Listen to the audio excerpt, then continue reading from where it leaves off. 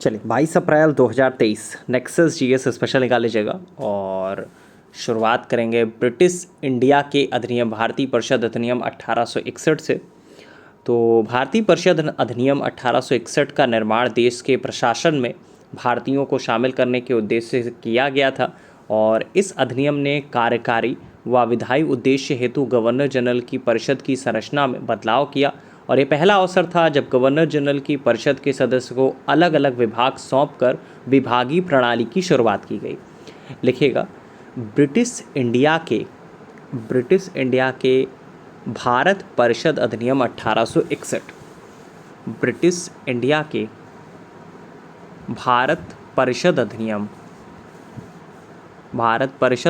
1861 ने 1861 ने सामूहिक कार्यचालन के स्थान पर विभाग या विभागीय पद्धति द्वारा वायसराय की कार्यकारी परिषद पर उनके प्राधिकार को और अधिक बल प्रदान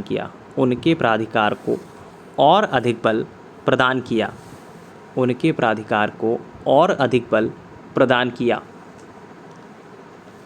नेक्स्ट है, नेक्स्ट पॉइंट में लिखिएगा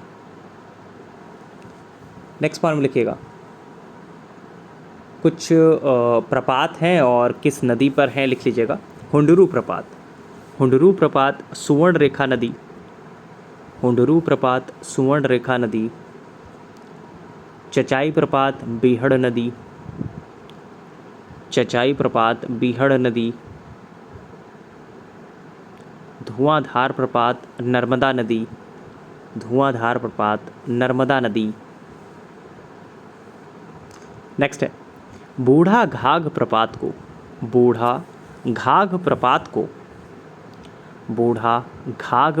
को लोध प्रपात के नाम से भी जाना जाता है। यह झारखंड के लातेहर जिले में स्थित है। नेक्स्ट है, जोंक नदी के बारे में बात करें तो जोंक नदी जो है महानदी की सहायक नदी है जो भारत के उड़ीसा और छत्तीसगढ़ राज्यों से होकर प्रवाहित होती है। लिखिएगा जोंक नदी महानदी की सहायक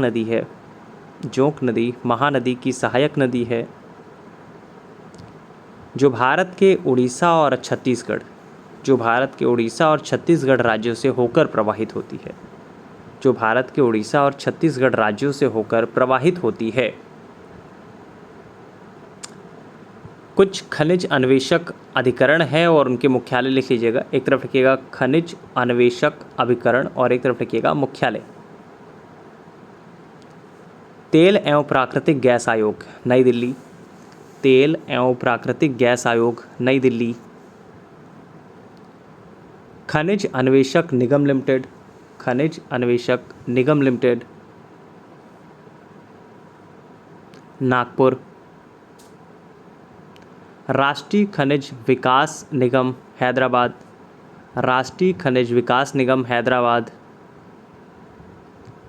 राष्ट्रीय एल्युमिनियम कंपनी लिमिटेड भुवनेश्वर।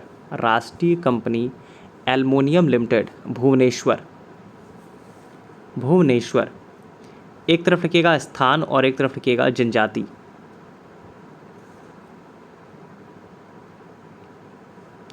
कोरयाक जनजाति रूस की जनजाति है, रूस चर्चा में भी है।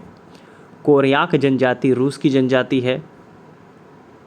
वैसे रूस की तो स्पेशली है ही, इसकी कुछ आबादी जो है यूक्रेन में भी पाई जाती है। 2010 में रूसी जनगणना के अनुसार इसकी कुल आबादी करीब 7953 थी। तो रूस और यूक्रेन के युद्ध के बाद आपका ये चर्चा में है, थोड़ा सा देख लीजिएगा, हो सकता आ ही जाए। तो कोरयाक जनजाति जो है वो रूस की है, रूस और स्लैश करके यूक्रेन भी लिख लीजिएगा। पुनान के बारे में लिखिएगा पुनान जनजाति बोर्नियो। रुवाला जनजाति अरब मरुस्थल। लैप्स स्वीडन तथा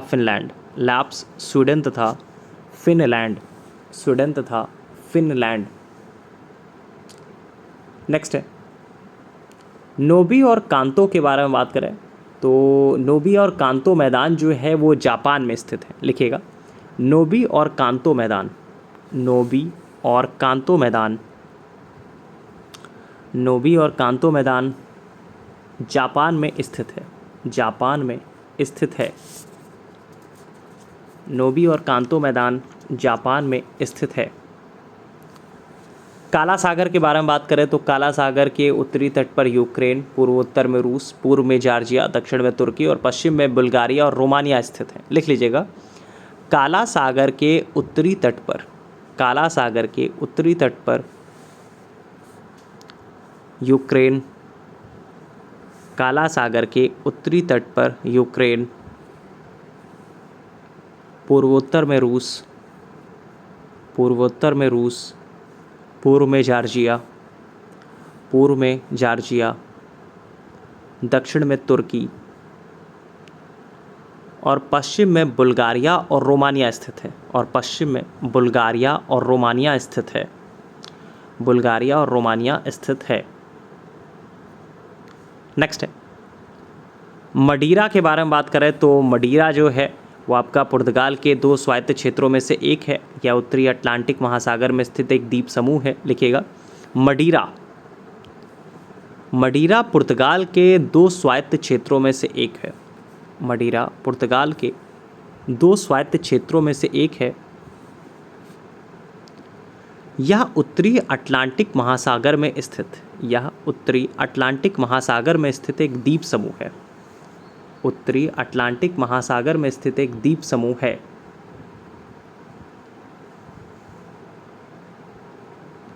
नेक्स्ट है नेक्स्ट पॉइंट में लिखिएगा, नेक्स्ट पॉइंट में लिखिएगा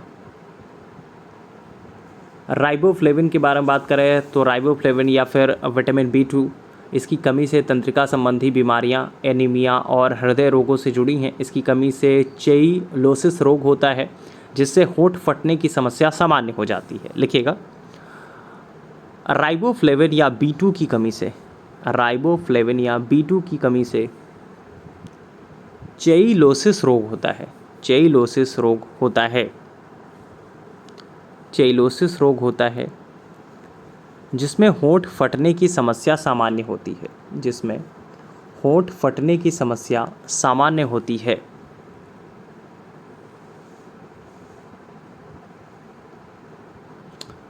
नेक्स्ट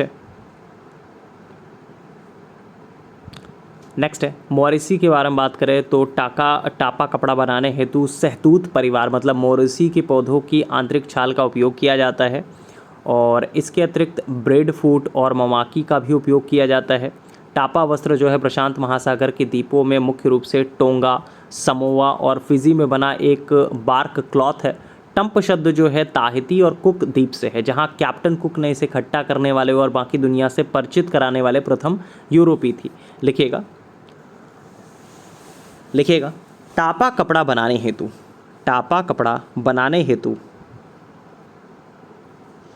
टापा कपड़ा बनाने हेतु सहतूत परिवार, सहतूत परिवार ब्रैकेट में लिखिएगा मोरेसी, मोरेसी, सहतूत परिवार ब्रैकेट में लिखिएगा मोरेसी के पौधों की आंतरिक छाल का उपयोग किया जाता है, पौधों की आंतरिक छाल का उपयोग किया जाता है। नेक्स्ट है बाटुलिज्म के बारे में बात करें तो भोज्य पदार्थ से होने वाला विषैलापन है, लिखने की आवश्यकता नहीं है। नेक्स्ट पॉइंट में लिखिएगा नेक्स्ट है न्यूट्रिनो के बारे में बात करें तो एक न्यूट्रिनो एक उप परमाणु कण है जो एक इलेक्ट्रॉन के समान होता है। इसमें कोई विद्युत आवेश नहीं होता, बहुत कम द्रव्यमान होता है। न्यूट्रिनो ब्रह्मांड में सबसे प्रचुर मात्रा में पाए जाने वाले कणों में से एक है, लिखने की आवश्यकता नहीं है, बस ऐसे ही आपको बता दिया। नेक्स्ट है एल्वियोलाई के बारे में बात करें तो फेफड़ों में गैसीय विनिमय का जो स्थल होता है वो आपका एल्वियोलाई होता है, ये लिखने की आवश्यकता नहीं है। नेक्स्ट पॉइंट में लिखिएगा, नेक्स्ट पॉइंट में लिखिएगा उत्तर प्रदेश के राज्य लोक सेवा आयोग के कार्यों का विस्तार, उत्तर प्रदेश के राज्य लोक सेवा आयोग के कार्यों का विस्तार उत्तर प्रदेश विधानमंडल द्वारा किया जा सकता है। उत्तर प्रदेश विधानमंडल द्वारा किया जा सकता है। नेक्स्ट है, नेक्स्ट पॉइंट में लिखिएगा, हेडलाइन मुद्रास्फीति के बारे में बात करें। लिखिएगा, हेडलाइन मुद्रास्फीति का मापन, हेडलाइन मुद्रास्फीति का मापन अखिल भारतीय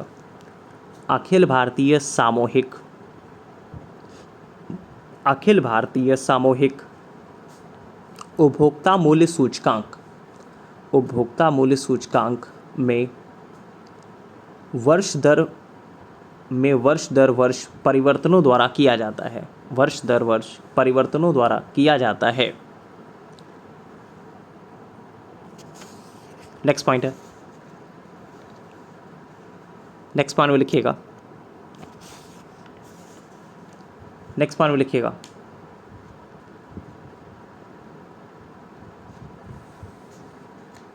ख्वाजा अमीर हसन अल सिजजी, ख्वाजा अमीर हसन अल सिजजी फवाद उल फवाद नामक पुस्तक के लेखक हैं। फवाद उल फवाद नामक पुस्तक के लेखक हैं। नेक्स्ट है, poverty and un British rule in India के बारे में बात करें। बहुत ही पेट क्वेश्चन है आयोग का। Poverty and un British rule in India के लेखक जो हैं दादा भाई नौरोजी साहब थे, और ये पुस्तक जो है वर्ष 1901 में लंदन के एस सोनेस चंद प्रकाशन द्वारा प्रकाशित की गई थी। तो लिखने की आवश्यकता मुझे नहीं लगता कि आप लोगों को होगी, संभवतः सभी लोगों को याद भी रहा होगा। देखिए, ये परीक्षा पूरी तरह से रिवीजन बेस्ड है। जितना आपको लगातार हर चीज़ बताई जा रही है, बार बार इस चीज़ के बारे में बताया जाता है कि जितना ज़्यादा आप रिवीजन करेंगे उतना ज़्यादा बेनिफिशियल आपके लिए होने वाला है। अब लास्ट टाइम पे ऑलमोस्ट आपके पास अब बहुत ज़्यादा समय बचा नहीं है, और जितना समय बचा है उसको यूटिलाइज़ करना है। उन्हीं चीज़ों को, उन्हीं टॉपिक को बार बार रिकॉल करना है, रिवाइज़ करना है, जहाँ से प्रश्न बनने की संभावना है ही, मतलब वहाँ से बनने ही बनने हैं। चलिए नेक्स्ट है, वी.एस. कांककर के बारे में बात करें। लिखिएगा, वी.एस. कांककर नामक भारतीय पुरातत्ववेत्ता ने पहली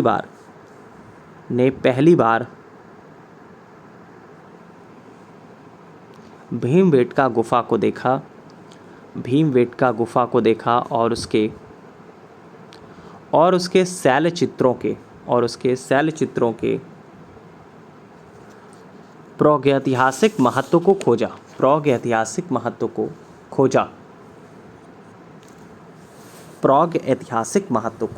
खोजा। नेक्स्ट है, एक तरफ लिखिएगा अधिकारी और एक तरफ लिखिएगा विहित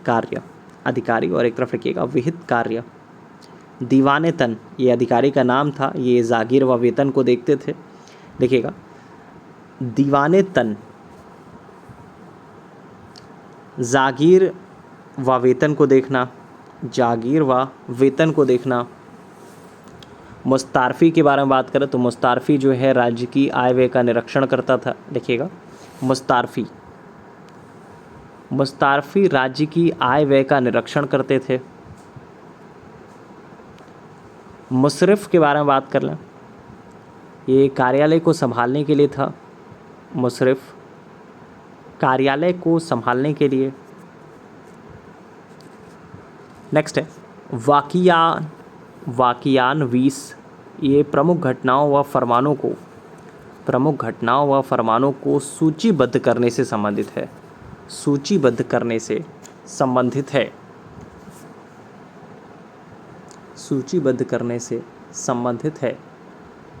नेक्स्ट है, संभवतः सभी लोगों को पता होगा कि सिक्किम से रिलेटेड क्वेश्चन लगभग से हर साल आपके यूपी पीसीएस प्रीलिम्स की परीक्षा में पूछा जाता है। सिक्किम जो नेपाल और भूटान राज्यों के मध्य स्थित एक छोटा सा राज्य है, उसके राजा पर यह दोष लगाया गया कि उसने 2 अंग्रेज डॉक्टरों के साथ दुर्व्यवहार किया। लॉर्ड डलहौजी के शासनकाल में उस राज्य के कुछ दूरवर्ती प्रदेश, जिसमें दार्जिलिंग भी सम्मिलित था, उसको भारत में मिला लिया गया। तो अगर पूछा जाए कि सिक्किम का भारत में विलय किसने किया था, तो लॉर्ड डलहौजी ने किया था। इतिहास के परिप्रेक्ष्य में भी इससे रिलेटेड क्वेश्चन पूछ लिए जाते हैं, लिख लीजिएगा। सिक्किम का भारत में विलय, सिक्किम का भारत में विलय लॉर्ड डलहौजी ने किया था। लॉर्ड डलहौजी ने किया था।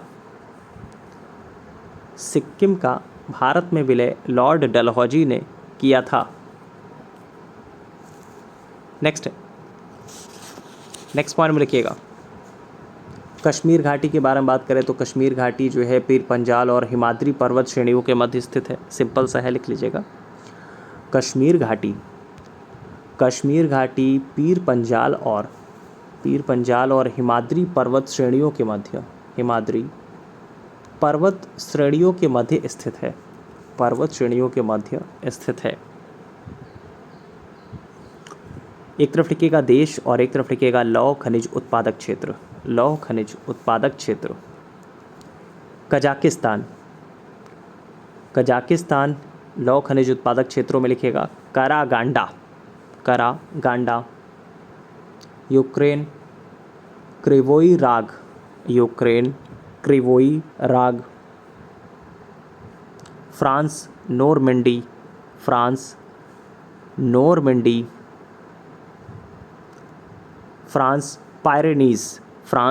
पायरेनीज भी लिख लीजिएगा।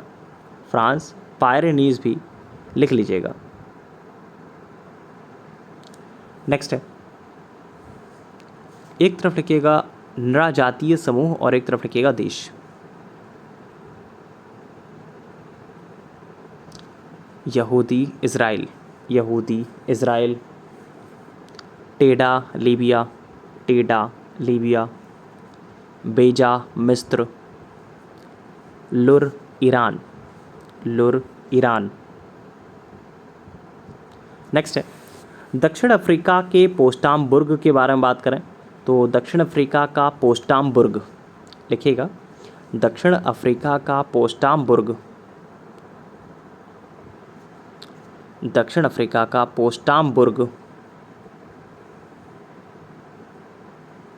और उसका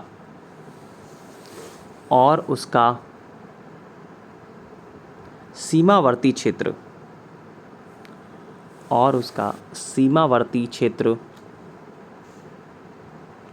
मैग्नीज के उत्पादन के लिए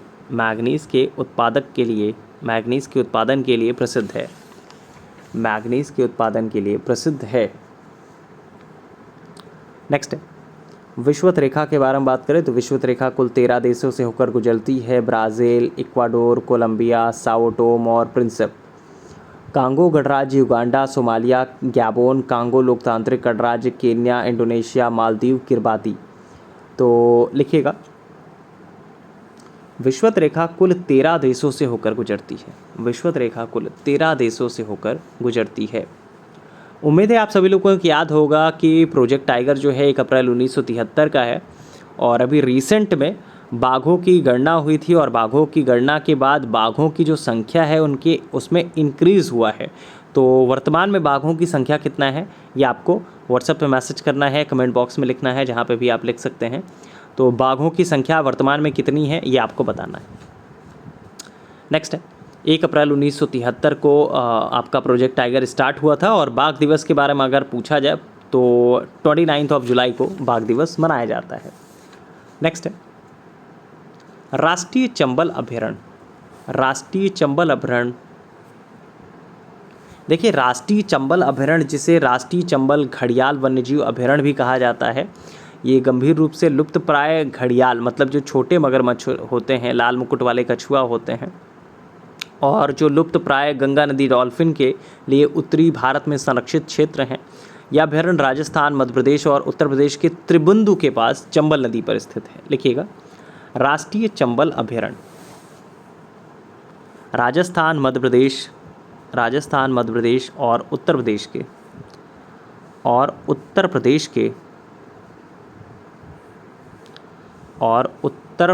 के त्रिबिंदु के पास चंबल नदी पर स्थित है। चंबल नदी पर स्थित है।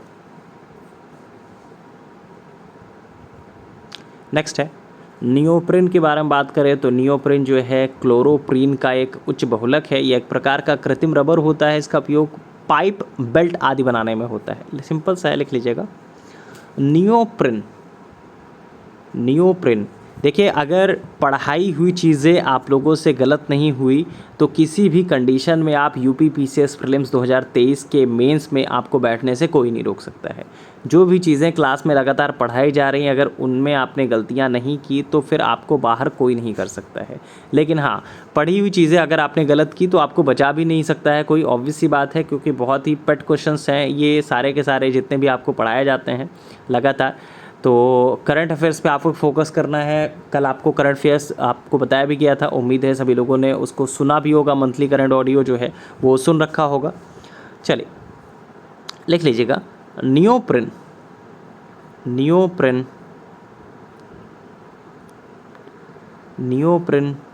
क्लोरोप्रीन का उच्च बहुलक है। यह एक प्रकार का कृत्रिम रबर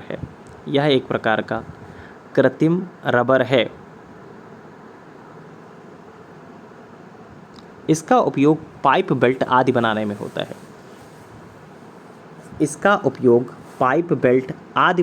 होता है।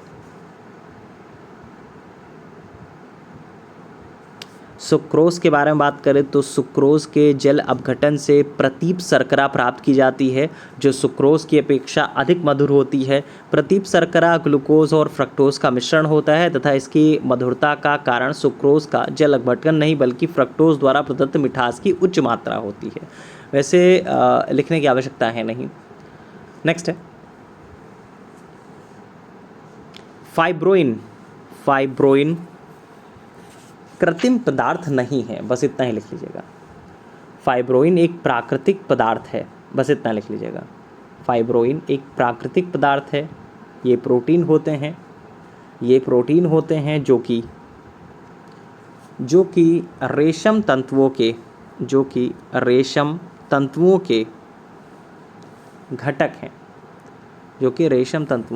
घटक हैं। नेक्स्ट है मानव शरीर में प्रोटीन के पाचन के बारे में बात करें तो मानव शरीर में प्रोटीन का पाचन अमाशय में स्टार्ट होता है। हालांकि पाचन का अधिकांश भाग छोटी आंत में संपन्न होता है तथा पचे हुए पदार्थों का जो अवशोषण होता है वो भी मुख्यतः छोटी आंत में ही होता है। लिखिएगा मानव शरीर में प्रोटीन का पाचन अमाशय में प्रारंभ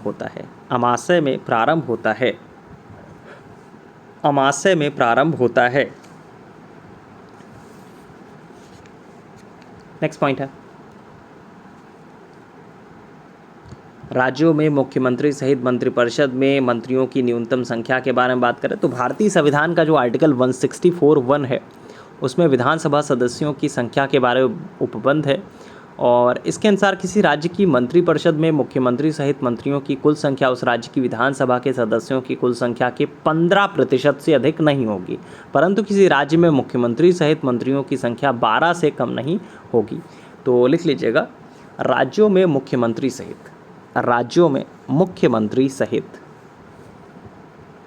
मंत्रियों की न्यूनतम संख्या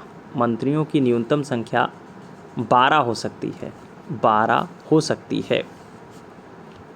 मंत्रियों की न्यूनतम संख्या 12 हो सकती है।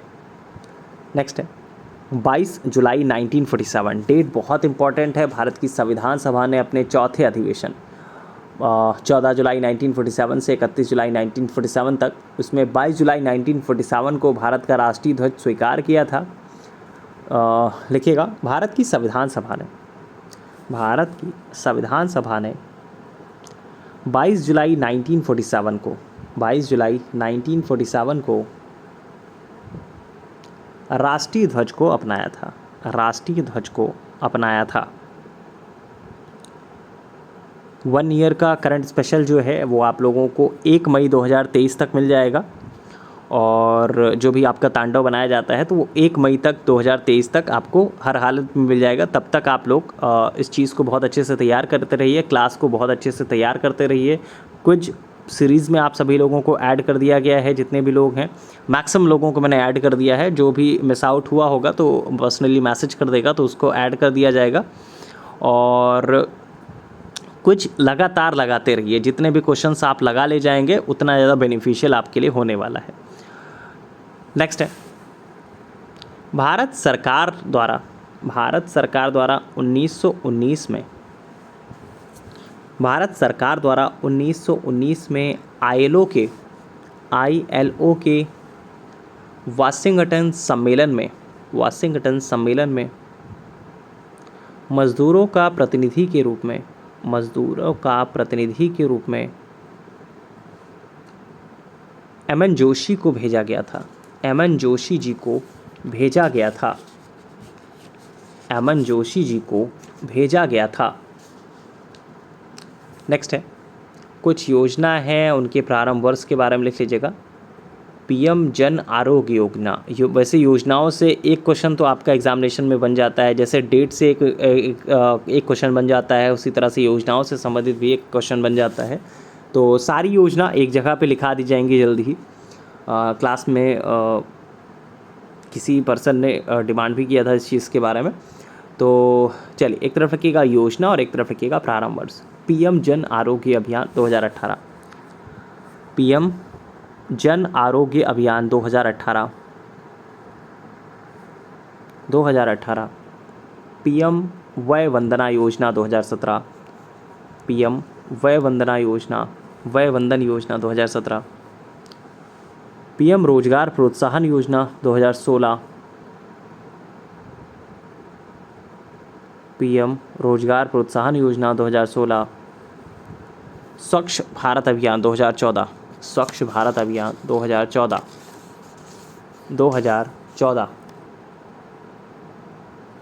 नेक्स्ट है ट्रैवल एंड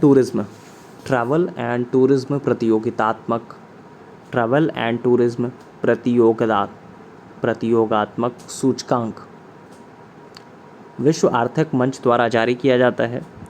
विश्व आर्थिक मंच द्वारा जारी किया जाता है। विश्व आर्थिक मंच द्वारा जारी किया जाता है। नेक्स्ट पॉइंट है भारत में मिट्टी बचाओ आंदोलन होशंगाबाद मध्य प्रदेश से प्रारंभ हुआ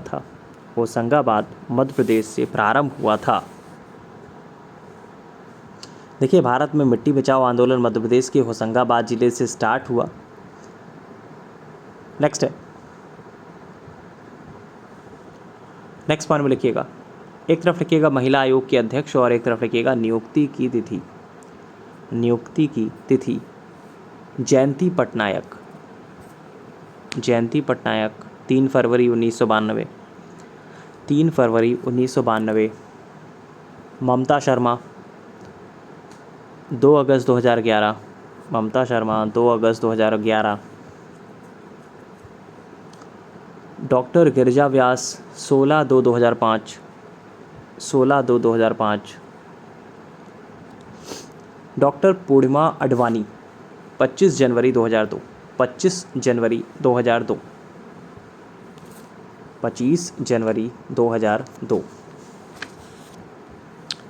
नेक्स्ट है श्री पर्वतीय के बारे में बात करें तो इक्ष्वाकु वंश के शासकों को पुराणों में श्री पर्वती मतलब श्री पर्वत का शासक तथा आंध्रभृत्य मतलब आंध्रों का नौकर कहा गया है। पहले वे सातवाहन के सामंत थे, किंतु उनके पतन के बाद उन्होंने अपनी स्वतंत्रता घोषित कर दी और इस वंश का जो संस्थापक था वो आपका श्री शांतमूल था। लिखने की आवश्यकता नहीं है। एग्रोनोमोई के बारे में बात करें तो मौर्य काल में एग्रोनोमोई जो है अधिकारी वो आपका मार्ग निर्माण से रिलेटेड है, मार्ग निर्माण क्षेत्र से संबंधित था। ये भी लिखने की आवश्यकता नहीं है, लिखा है आप लोगों ने कई बार। नेक्स्ट एक्सला के बारे में बात करें तो एक्सला सापेल की संधि करीब 1748 में ऑस्ट्रेलिया के उत्तराधिकार के युद्ध के साथ समाप्त हुआ था और ये भी लिखने की आवश्यकता नहीं है। नेक्स्ट पॉइंट में लिखिएगा।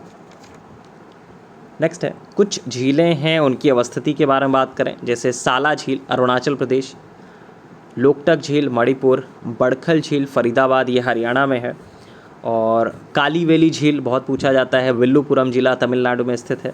संभवतः सभी को याद होगा, लिखने की आवश्यकता है नहीं। नेक्स्ट है शहाब ए नहर के बारे में बात करें, शहाब नहर के, तो मुग़ल कालीन शहाब नहर का निर्माण फिरोज शाह की रजब वाक़ को पुनर्जीवित करके किया गया।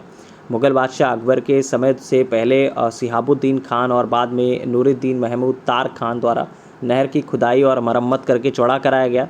अकबर के द्वारा बोल सकते हैं कि अकबर के समय में दिल्ली के गवर्नर सिहाबुद्दीन ने खेती का विस्तार देने के लिए नहर की मरम्मत करवाई और इसका नाम बदलकर शिहाब नहर कर दिया। अगर पूछा जाए कि कौन ऐसा मुग़लकालीन शासक था, कौन मुग़लकालीन नहर था जिसका निर्माण फिरोज शाह की रजब वाक़ को पुनर्जीवित करके किया गया, तो शहाब नहर था। लिखने की आवश्यकता है नहीं इस चीज़ को। चलिए 22 अप्रैल 2023 की क्लास के लिए इतना ही, और आप सभी लोगों को ईद बहुत ज़्यादा मुबारक हो। और जैसे आप सभी लोगों को पता है कि रुद्रा सीरीज़ जो है वो चल रही है, और आप इस बैच को अगर ज्वाइन करना चाहते हैं तो इसी वीडियो के डिस्क्रिप्शन बॉक्स में एक सारा का सारा डिटेल जो है इसी बैच की मिल जाएगी।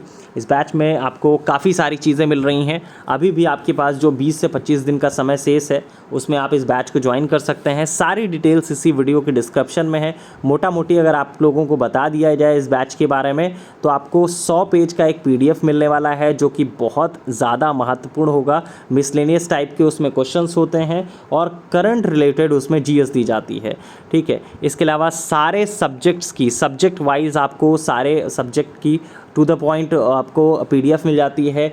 बोल सकते हैं कि प्रत्येक विषय की जो PDF होगी वो 20 से 25 पेज से ज़्यादा नहीं होती है, ठीक है। इसके अलावा 1000 क्वेश्चंस की एक क्विज सीरीज़ है जो कि आपको इसी बैच के साथ मिल जाती है, ठीक है।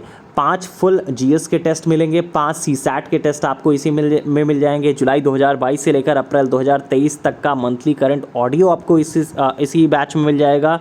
इसके अलावा 1 साल का करंट अफेयर्स ऑडियो तांडव वो आपको 1 मई 2023 तक मिल जाएगा, ठीक है। तो ये सारी की सारी चीज़ें जो है आपको इस बैच में मिलने वाली हैं। रुद्रा बैच जो है प्रत्येक वर्ष चलाया जाता है। नेक्सस GS 2015 से चल रही है। रुद्रा बैच लगातार चलाया जाता है और कम से कम इसमें 50 से 70 नंबर का इजाफा जो है लास्ट में आपके एग्जामिनेशन में होता है। उसके पीछे रीज़न है 35 क्वेश्चन आपके करंट अफेयर्स के आते हैं, 35 में से 30 क्वेश्चन आपके डायरेक्ट क्लास से ही मिल जाते हैं आप लोगों को। और इसके अलावा जो 100 पेज की आपको GS का एक पूरा कंबाइंड भेजा जा रहा है, PDF भेजा जा रहा है, तो उसमें भी आपको बहुत ज़्यादा बेनिफिट मिलता है क्योंकि मिसलेनियस टाइप के क्वेश्चंस होते हैं, करंट रिलेटेड GS होता है। तो ऑब्वियस सी बात है कि 100 पेज में आपको 30 क्वेश्चन तो मिलने ही मिलने हैं। गिरी हालत में, कितना भी गिरी हालत हो, आपको 30 क्वेश्चन मिल जाने हैं। तो 60 से 70 क्वेश्चन आपके आराम से बन जाते हैं रुद्रा सीरीज़ से। और रुद्रा सीरीज़ का जो प्राइस है वो सिर्फ और सिर्फ 1500 रुपये है। आप इस बैच को खरीद सकते हैं। चलिए इस बैच के लिए मतलब इस क्लास के लिए इतना ही। Thank you so much.